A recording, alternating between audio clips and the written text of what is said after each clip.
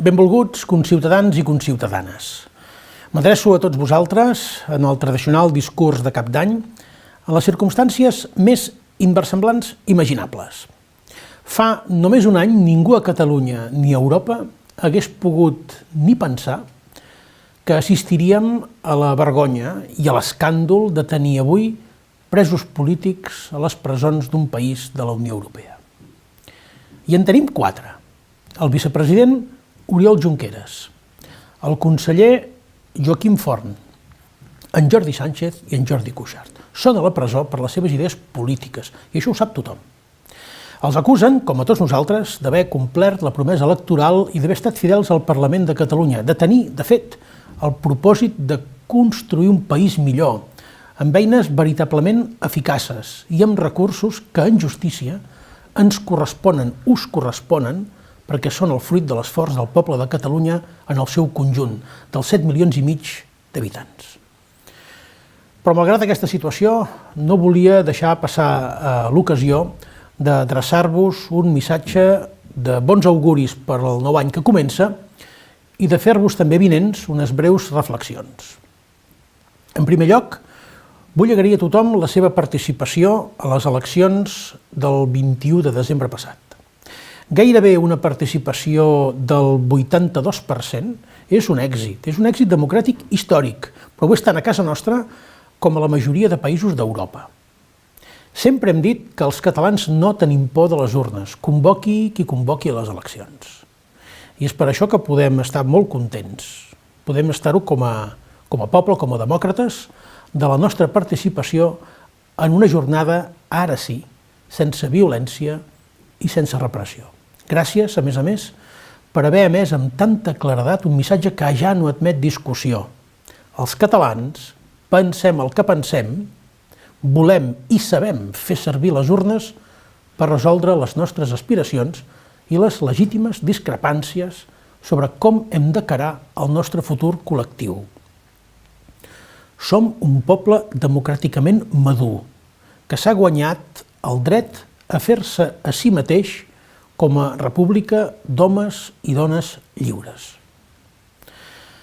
En segon lloc, vull posar de relleu que el govern espanyol té al seu davant una nova oportunitat de comportar-se com la democràcia europea que assegura ser i, per tant, de reconèixer els resultats de les eleccions d'aquest 21 de desembre i, conseqüentment, de començar a negociar políticament amb el govern legítim de Catalunya.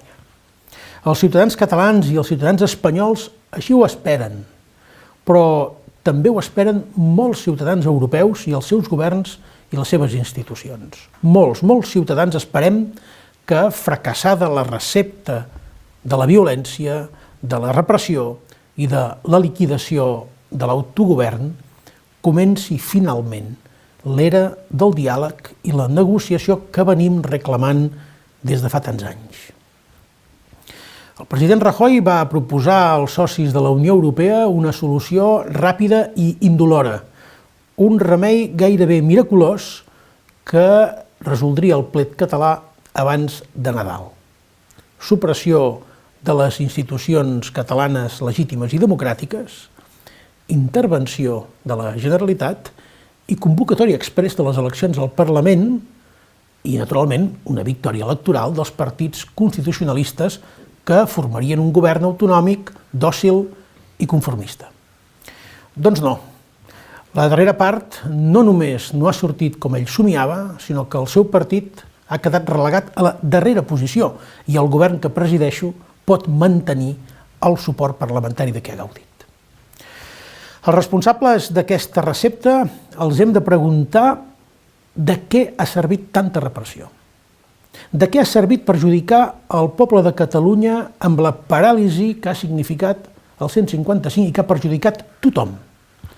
De què ha servit provocar tant de dolor a les víctimes de la violència de l'1 d'octubre, als membres del govern i la mesa del Parlament, als alcaldes, als líders socials empresonats, als bombers, mestres i policies que han de desfilar pels jutjats o han de témer una delació ideològica? De què els ha servit aquest despropòsit monumental? Era aquesta la proposta espanyola per Catalunya? no ens resignem a aquesta mena de respostes a les nostres demandes.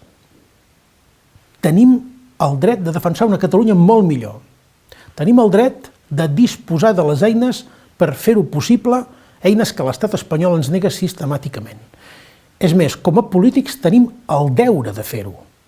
Per això, com a president, exigeixo al govern espanyol i als qui li donen suport que rectifiquin allò que ja no funciona, que reparin el dany causat i que restitueixin tot allò que han destituït sense el permís ni l'aval dels catalans.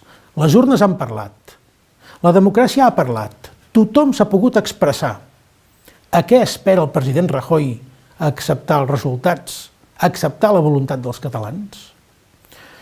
D'aquí un any, el discurs de cap d'any del president de la Generalitat es farà, com no podia ser d'una altra manera, al Palau de la Generalitat, ben a prop de tots els treballadors i treballadores de l'administració catalana que avui suporten la intervenció barroera i a qui vull encoratjar a continuar servint el nostre poble amb la mateixa eficàcia de sempre. Fins aleshores, us desitjo de tot cor que l'any que ara comença dugui aparellades les millors perspectives per a tothom i en tots els àmbits. Espero que sigui un any pròsper, un any de progrés i un any d'harmonia en què gaudim dels valors fundacionals de la República: llibertat, igualtat i fraternitat.